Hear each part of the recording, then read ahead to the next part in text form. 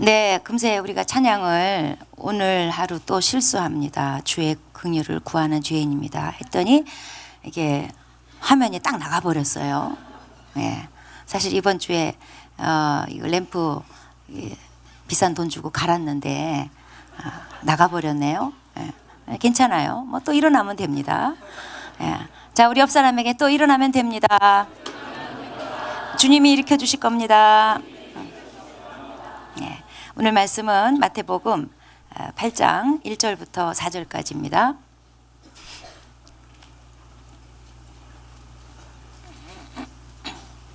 저랑 한 절씩 교독하도록 하겠습니다. 예수께서 산에서 내려오시니 수많은 무리가 따르니라.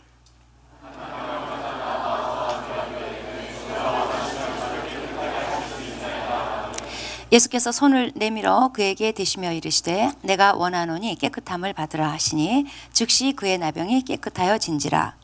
예수께서 이르시되 삼가 아무에게도 이르지 말고 다만 가서 제사장에 내 몸을 보이고 모세가 명한 예물을 드려 그들에게 입증하라 하시니라. 아멘. 네, 그동안 마태복음 4장까지 저희들이 말씀을 봤습니다. 오늘부터는 8장으로 건너뛰는데 5장하고 7장 사이는 소위 산상수훈 내용입니다. 이 산상수훈에 대해서는 제가 2015년도에 강해 설교를 했었고, 그 중에서 주기도문 부분은 아주 오래전에 2008년도에 했기 때문에 필요하신 분은 참고하시면 되겠습니다. 오늘부터는 이제 8장 들어가는데 이 마태복음 8장 9장은 연달아서 예수님이 행하신 이적들이 소개되고 있어요. 여기 나오는 이적들은 꼭 시간 순으로 배열된 것은 아닙니다. 어느 정도 시간 순 배열이 이제 근간으로 돼 있지만 이 마태가 의도를 가지고 주제별로 편집한 그런 복음서이기 때문에 꼭 시간 순서는 아니에요. 마태복음은 이 구성이 좀 독특하게 되어 있습니다. 맨 앞에 예수님의 탄생 기사, 그리고 맨 끝에 예수님의 십자가 죽음과 부활, 이거 빼고 가운데 부분, 이 본론 부분은 한 5파트로 이렇게 나눠져 있어요. 자세히 들여다보면은 이 5부분이 다시 두 부분으로 나눠 있는데 예수님의 행적이 소개되고 예수님의 가르침, 그 다음에 또 예수님의 행적, 예수님의 가르침, 이런 식으로 5파트가 이어집니다.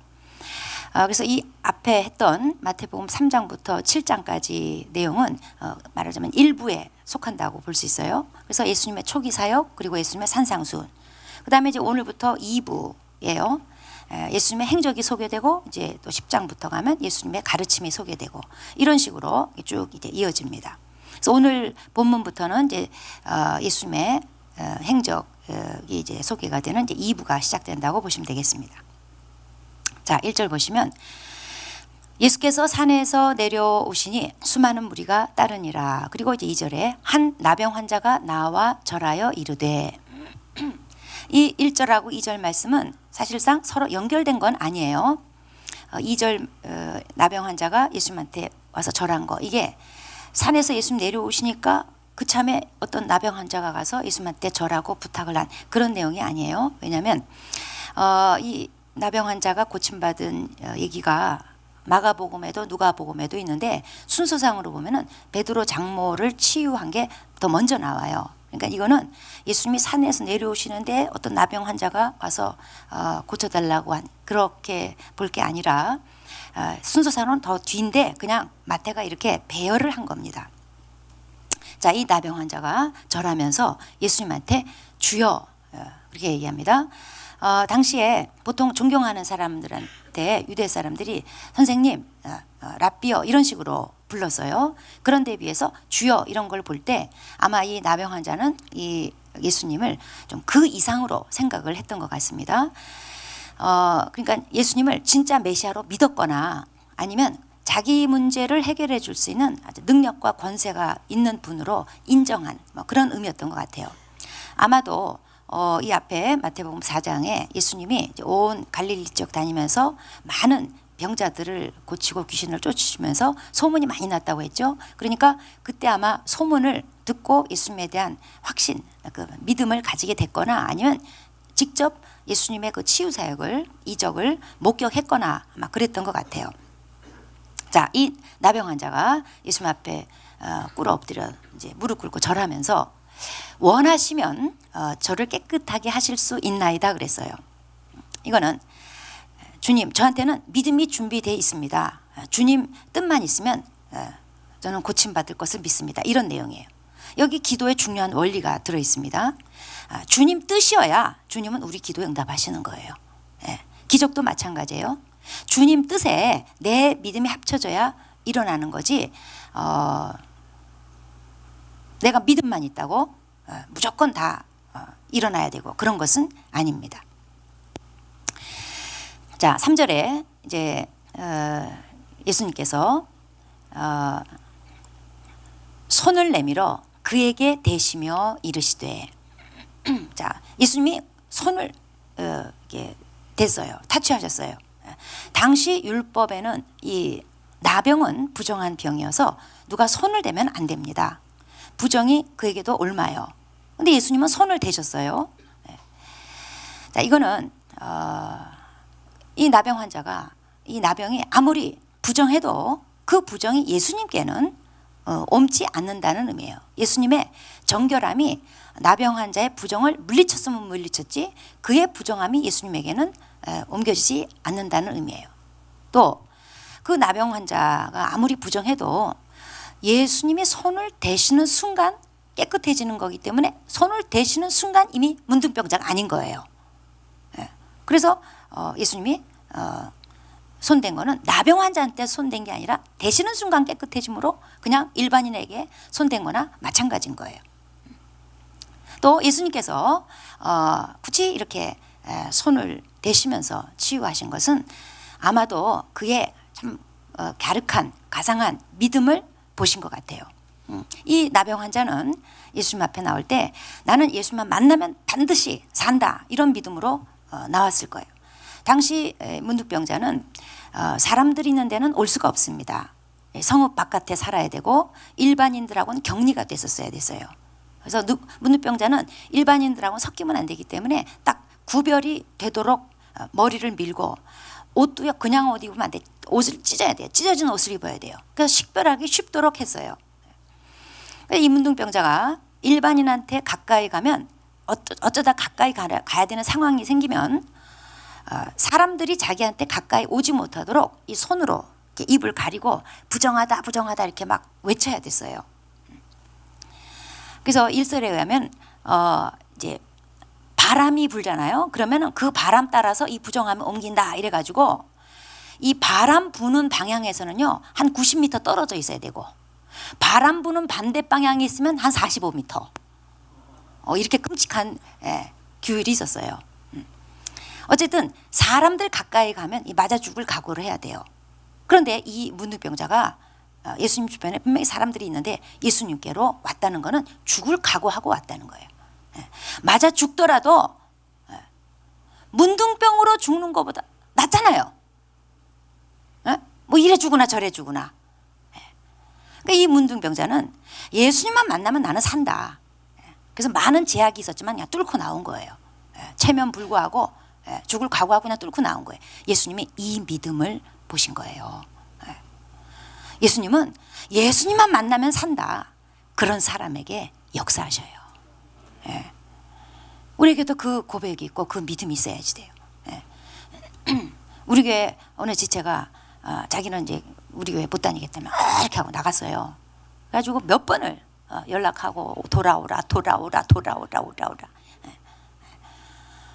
올까 하다가 아유 쪽팔려서 못 간다. 올까 하다가 미안해서 못 간다. 또 올까 하다가 뭐 어쩌고저쩌서 못 간다. 그러다 이제 결국 왔어요. 다 죽게 생기니까 당자처럼 거의 뭐 돼지죽 먹는 수준으로 영적으로 바닥까지 내려가서 도저히 뭐 이래 죽으나 저래 죽으나 마찬가지라며 쪽팔려 죽어도 뭐 저래 죽으나 이래 죽으나 비슷하다며 왔어요. 아주 잘한 거예요. 제가 아주 칭찬해 줬어요. 그럼 문둥병으로 살다 죽는 거나 문둥병이 사람들 접근하면 돌에 맞아 죽는데 그래 죽으나 뭐 이래 죽으나 저래 죽으나 그래도 이 문둥병자 아내는 나는 예수님만 만나면 살 것 같아. 정말 살았어요. 예수님이 그 믿음을 가상히 보신 것 같아요. 그 다음에 예수님이 이 문둥병자한테 손대지 않아도 말씀으로 얼마든지 치유가 가능해요. 그런데 굳이 손을 대신 이유는 무엇보다도 그 나환자를 향해 그 예수님의 넘치는 연민, 긍휼 때문에 손을 대신 것 같아요. 지금까지 아무도 접촉해 주는 사람이 없어요. 다 멀리 피해야 되는 그런 삶을 살았어요. 외진 곳에 격리돼 가지고 죽을 날만 기다리던 이 버려진 인생에 예수님께서 그 넘치는 긍휼로 손을 대주시면서 치유하신 거예요. 나는 너를 버리지 않는다. 자, 예수님께서 내가 원하노니 깨끗함을 받을지어다 그랬어요.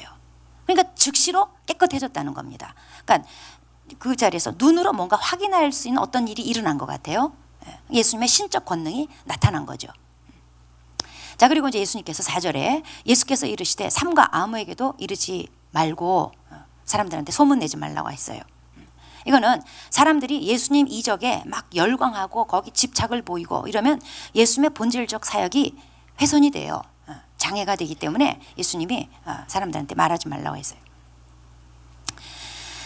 또 예수님은 지금 사역의 공생에 이게 이제 순서가 있어요. 지금은 이제 복음을 전파하시고 제자 훈련을 하셔야 되는데 그거 되기도 전에 괜히 종교 지도자들한테 미움받아가지고 불필요한 마찰을 일으킬 필요 없잖아요. 그래서 그걸 방지하기 위해서 그래서 아무한테도 말하지 마라 이렇게 말씀하셨는데 과연 이 사람이 입을 다물었을까? 이 사건이 마가복음 1장 45절에 기록되어 있는데 뭐라고 거기는 기록되냐면 그러나 그 사람이 나가서 이 일을 많이 전파하여 널리 퍼짐에 복음을 전하고 복음을 널리 퍼지게 되는데 주님이 굳이 말하지 말라고 한 거 말해가지고 널리 퍼지게 했대요. 그래서 예수님이 다시는 그 동네 못 들어갔다는 거예요. 바깥 한적한 곳에 예수님 쫓겨났어. 바깥 한적한 곳에 계셨다는 거예요. 이 사람이 악의적으로 그러진 않았을 거예요. 근데 자기 충동을 억누르지 못한 거죠. 예수님의 말씀에 순종하지 않고 내 충동 따라 행동을 하면요 예수님한테 해를 입혀요. 악의는 없더라도 내 충동대로 행동하면 하나님 나라를 회방하는 격이 됩니다. 자, 이제 4절 뒤에 보면은 가서 제사장에게 내 몸을 보이고 모세가 명한 예물을 드려 그들에게 입증하라 이렇게 말씀하셔요. 자, 율법에 보면은 나병 환자가 공동체에 복귀하려면 반드시 제사장한테 완치 판결을 받아야지 돼요. 예수님은 당시 아직 구약 율법 아래에 있는 시대이기 때문에 예수님은 이 율법을 존중해 주셨어요. 그래서 제사장한테 가서 완치 판결을 받으라는 거예요. 그렇게 해서 궁극적으로는 이 사람을 공동체로 복귀시키는 데까지 예수님이 관심을 가지고 그렇게 행하신 거예요. 율법은 나병 환자를 사람들로부터 격리시키지만 예수님은 복귀시켜 주셔요. 치유하고 회복시켜 주시는 분이세요. 자, 이 마태복음 8장은 이제 마태복음 이제 본론 중에서 한 2부 정도에 이제 해당하는 내용인데 이제 여기서부터 예수님의 본격적 사역이 소개가 돼요. 그런데 예수님의 본격적인 사역, 본격적인 행적, 본격적인 이적 중에 제일 먼저 마태는 왜 이 나병 환자가 치유된 사건을 배치를 했을까? 무슨 이유일까? 왜 시간 순서를 따르지 않고 굳이 이 사건을 제일 먼저 등장시켰을까? 그 의도는 이 마태가 인간의 제일 근본적인 문제 그리고 그 문제에 대한 답은 예수님이다. 이걸 소개하려는 의도인 거예요. 인간의 제일 근본적인 문제가 뭐예요? 죄 문제예요. 성경은 나병에 대해서 특별히 죄 문제랑 관련해서 나옵니다. 물론 인류의 질병이라는 건 처음부터 하나님의 창조하신 바가 아니었어요. 기본적으로 아담이 범죄함으로 사망 심판을 죽음의 심판을 받았고 사람이 태어나서 죽기까지 그 중간 과정으로 질병이라는 것이 불가피하게 들어온 거예요. 그러니까 죄에 대한 심판이에요. 그래서 모든 질병은 사실 아담의 범죄 이후에 발생한 거지만 특별히 이 나병은 죄랑 직접적으로 관련이 있어요. 성경은 이 나병을 이렇게 죄하고 관련해서 얘기합니다. 미리암이 거역했다가 확 문둥병이 들었다든가, 게하시도 뒤에서 뇌물 받아가지고 문둥병이 걸리고, 우시아 왕도 그랬고, 이렇게 죄와 관련해서 나병이 나와요. 그래서 이 문둥병이라는 거는 죄로 인해서 멸망하게 돼 있는 인간의 상태랑 너무 공통점이 많은 병이에요. 자, 문둥병은 불치병이에요. 그리고 전염병이에요. 그리고 반드시 격리 수용돼야 되는 부정한 병이에요. 이거는 죄하고 특성이 비슷해요. 죄는 인간이 해결할 수 없는 불치병이에요. 그리고 죄는 이렇게 전염되는, 퍼져나가는 전염병의 특성을 가지고 있어요. 그 다음에 죄는 우리를 하나님으로부터 분리시키는 부정한 병이에요. 이 문둥병은 종교적으로나 위생적으로 사회에서 철저히 격리돼야 됐던 병이었습니다. 그래서 가족들과도 당연히 떨어져 있어야 됐어요. 그러니까 살아있으나 죽은 자로 간주되는 병이에요. 그러니까 산송장이에요, 문둥병자는. 죄도 그렇습니다. 죄는 부정한 거예요. 그래서 인간을 성부, 성자, 성령 이 공동체 바깥으로 분리시켜버려요. 그래서 죄는 사람이 살았다고 하지만 실상은 죽은 거예요. 그래서 에베소 2장 1절에 죄와 허물로 죽었던 너희를 살리셨도다 그랬어요. 죄 문제 해결되기 전에 인간은 산송장이에요. 뭐 잘난 척하고 명품 걸치고 돌아다녀도 산송장이에요, 산송장. 죄 문제 해결되지 않은 사람은. 그러니까 죄라는 것은 모든 인간의 제일 중대한 문제인 거예요. 그런데 이 나병 환자를 예수님이 치유하셨다, 이 사건을 마태가 자기 이제 복음서에 이제 예수님의 이 이적들을 쭉 소개하는데 제일 첫 번째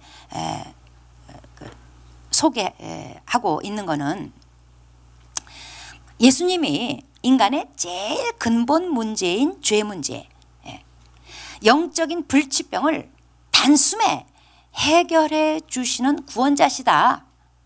그걸 지금 제시하는 거예요.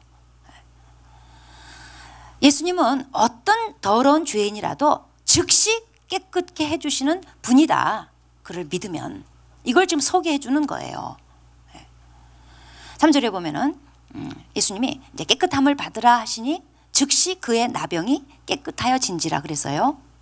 깨끗함을 받으라, 이 깨끗함, 이 단어는 요한일서 1장 7절에 나오는 그 아들 예수 그리스도의 피가 모든 죄에서 깨끗하게 하실 것이요, 그 죄를 깨끗하게 하는 것하고 같은 단어예요. 자, 이 나병이 치유되는 문제에 있어서 예수님이 그를 치유하셨다, 이런 표현을 할 수도 있는데, 치유라는 표현을 하는 게 사실 더 맞는 얘기인데, 치유하셨다라는 단어를 쓰지 않고 깨끗게 하셨다, 이런 단어를 굳이 쓰고 있어요. 그러니까 이 사건에 마태가 의도한 바가 있는 거예요. 이 사건이 단지 육신의 질병을 치유해주는 그런 성격이 아니라 예수님은 우리의 더러운 죄, 우리의 불치병인, 우리 영혼의 불치병인 더러운 죄를 깨끗하게 하시는 구속자시다. 지금 마태가 이걸 지금 주장하고 싶은 거예요. 자, 3절에 예수님의 말씀입니다. 내가 원하노니 깨끗함을 받으라. 깨끗함을 받으라. 이 말씀을 하실 수 있는 분은 자기가 깨끗함을 제공해 줘야 가능한 거예요. 예수님은 깨끗함의 근원이세요. 그리고 유일한 길이세요. 예수 외에는 깨끗함을 받을 길이 없어요. 예. 아무리 스들이 흰 옷 입고 예? 고상하게 앉아서 이거 돌리고 해도 예수 외에는 깨끗함이 올 길이 없어요. 아무리 깨끗한 척 해도 그냥 단지 그거는 깨끗한 척 하는 거지, 예수님 외에는 다 부패예요. 인간도 부패, 만물도 부패예요. 그래서 모든 만물도 때가 되면 다 죽음을 향해 가는 거예요. 다 수명이 있는 거예요. 우리보다 길 뿐이지 다 수명이 있어요. 왜냐하면 인간의 타락과 더불어 모든 만물이 타락, 심판받아 타락해 있는 상태이기 때문에 그래요. 그래서 예수님이 재림하셔야 모든 만물이 새롭게 되는 거예요. 그래서 새하늘과 새 땅인 거예요. 자, 예수님만이 깨끗함의 근원이시고 유일한 길이세요. 그 예수님만이 깨끗함을 받아라 이렇게 말씀하실 수 있는 분이세요. 그런가 하면 오늘 이 말씀을 통해서 우리가 또 볼 수 있는 것은 내가 원하노니 깨끗함을 받아라. 예수님이 원하신다는 겁니다. 내가 깨끗하게 되기를 예수님이 원하신다는 거예요. 자, 구원은 예수를 믿음으로 우리 모든 주홍같이 붉은 죄가 눈같이 희게 돼서 하나님 앞에 깨끗함을 입어서 예수의 의를 입어서 천국 가는 거죠. 구원은 그냥 예수를 그냥 단지 믿음으로 천국 갈 자격을 획득하는 거예요. 예수의 피로 우리의 영혼이 깨끗하게 되는 거예요. 우리가 말하는 구원은 우리 영혼의 구원이에요. 영혼이 깨끗해, 영혼이 완전해지는 거예요. 그래서 예수 믿고 구원받은 사람은 지금 그의 영혼은 하나님 앞에 깨끗해요. 그런데 그 나머지는 그렇지 않죠. 이거는 구원받은 그 시점 이후에 평생에 걸쳐서 우리가 계속 깨끗하게 만들고 더 깨끗해지고 더 깨끗해 계속 해나가야 될 작업이에요. 구원받은 이후에 내 손은 깨끗한가? 내 입의 말들은 깨끗한가? 내 양심은 깨끗한가? 내 삶은 깨끗한가? 구원 이후는 우리가 계속 돌아보면서 예수님의 소원대로 깨끗함을 받으라. 그런 영역들의 깨끗함을 받아가면서 살아야지 돼요. 요한일서 3장 2절에 보면은 예수님이 재림하실 때 우리가 그와 같을 줄을 아노라 그러면서 요한일서 3장 3절에 그 다음 절로 가면은 이 소망을 가진 자마다, 그러니까 예수님의 재림에 대한 소망을 가진 자, 예수님이 재림하실 때는 내가 그분과 똑같이 영육간에 육체도 부활하고 부활체로 입고 그분하고 똑같은 수준이 될 것을 소망으로 가지고 있는 자, 그러니까 이건 이미 구원받은 자예요. 이 소망을 가진 자마다 그의 깨끗하심과 같이 자기를 깨끗하게 하느니라 그랬어요. 무슨 얘기냐면 예수 믿고 나면요, 구원받은 자는 예수님의 깨끗하심과 같이 자기를 계속 깨끗하게 하느니라, 깨끗함에 대한 소원을 가지고 계속 거룩에 힘쓰는 삶을 살게 돼 있다 그 얘기예요. 그런가 하면 구원받은 이후에는 너희가 계속 깨끗해지는 것이 너희 숙제다 이런 말이기도 해요.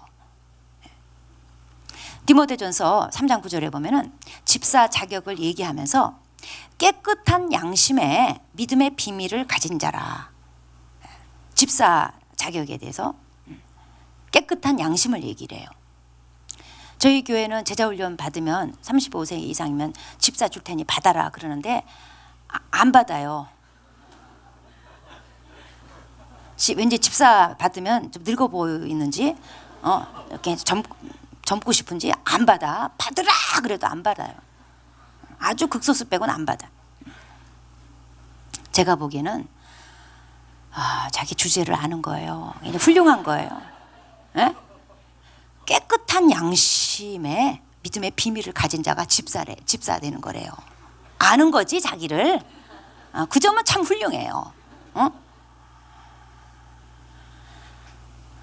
자, 구원 받음으로 하나님 앞에 법적으로는 우리가 깨끗해진 자예요. 그래서 천국은 갈 수 있어요. 그런데 영혼만 깨끗해진 거지 사실 우리의 양심이나 우리의 손이나 우리의 말이나 우리의 삶이나 깨끗해졌냐? 아니에요. 그래서 집사들은 깨끗한 양심을 가진 자, 믿음의 비밀을 가진 자라야 된다. 이렇게 규정하고 있는 거예요. 주님이 내게 원하시는 것, 오늘 마태복음 8장 말씀을 통해서 우리가 깨닫게 되는 것은 나의 깨끗함입니다. 주님이 원하시는 거예요. 그러면 여러분 속으로 이러겠죠. 깨끗함이 밥 먹여줘. 먹여준다 왜? 더 큰 거 준다 왜? 예수님께서 마태복음 5장 8절에 마음이 청결한 자는 복이 있나니 저가 하나님을 볼 것이요 그랬어요. 여러분 제일 높으신 분 뵙고 사는 특권층이 되는 거예요. 여러분 회사에 제일 높으신 분 맨날 뵙고 사는 거 그 특권층 돼. 우리나라에서 제일 높으신 분 뵙고 사는 굉장한 특권층이에요. 우주 만물을 지으시고 나를 창조하시고 역사를 주관하시는 제일 높으신 분, 그분을 뵙고 사는 특권층 되는 거 마음이 청결한 자예요. 그래서 복이 있다는 거예요, 예수님이. 그러니까 깨끗한 게 밥 먹여줘. 밥만 먹고 살려고 하는 거 돼지에 돼지. 좀 수준 높게 사세요. 마음이 청결하면 제일 높은 분 그냥 뵙는 특권층이 된다니까. 시편 24편 말씀 한번 보시겠습니다. 3절부터 6절까지 말씀인데 저랑 한 절씩 한번 읽어볼까요? 여호와의 산에 오를 자 누구며 그의 거룩한 곳에 설 자가 누구인가?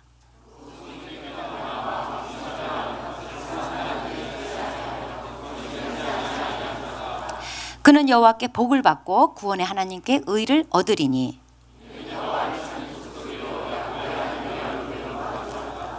네. 손이 깨끗한 자, 그는 여호와께 복을 받고.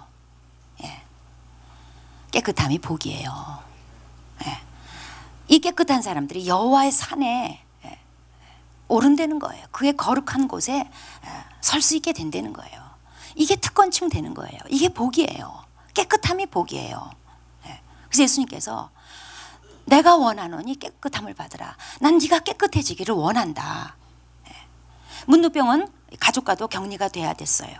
아주 외로운 소외된 삶이에요. 우리가 깨끗하지 않은 마음, 깨끗하지 않은 손, 깨끗하지 않은 입, 깨끗하지 않은 행실, 아버지 하나님으로부터 분리되는 거예요. 아버지 하나님부터 소외된 삶이에요.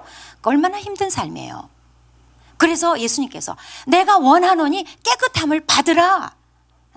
예수님이 깨끗함의 근원이세요. 그래서 예수님 앞에 나가야 돼요. 예수님이 나의 깨끗지 않은 양심에, 손에, 내 입술에, 내 삶에 터치하시게 해야지 돼요. 나의 깨끗함이 주님의 원하시는 바입니다. 왜냐하면 그게 복이기 때문에 그렇습니다. 깨끗함을 받읍시다. 기도하겠습니다. 자, 예수님이 지금 나에게 말씀하십니다. 내가 원하노니 깨끗함을 받으라. 우리의 죄의 문제, 우리의 불의의 문제는 전부 다 문둥병입니다. 하나님하고 분리시켜요. 부정한 거예요. 예수님의 타치가 있어야지 돼요. 예수님 앞에 가지고 나와야 돼요. 장애가 있어도 무조건 뚫고 나와서 예수님한테 내밀어야지 돼요. 예수님 손대주세요. 내 양심에 손대주세요. 내 더러운 입술에 손대주세요. 내 더러운 손에 손대주세요. 내 더러운 행실에 손대 주세요. 주여 원하시면 내가 깨끗해지겠나이다. 예수님 답은 내가 원하노니 깨끗함을 받으라. 여러분 깨끗함이 복입니다. 그래서 더러움을 우리가 방치하지 말고 주님 앞에 가지고 나와서 주님 제 입술이 깨끗한 입술이 되게 하옵소서. 내 손이 깨끗한 손이 되게 하옵소서. 내 양심을 만져주시옵소서. 내 삶을 타치해 주시옵소서. 깨끗해지기 원합니다. 이것이 주님의 원함인 거 제가 믿음으로 받아들이고 주님 앞에 가지고 나옵니다. 도와주십시오. 기도하시겠습니다.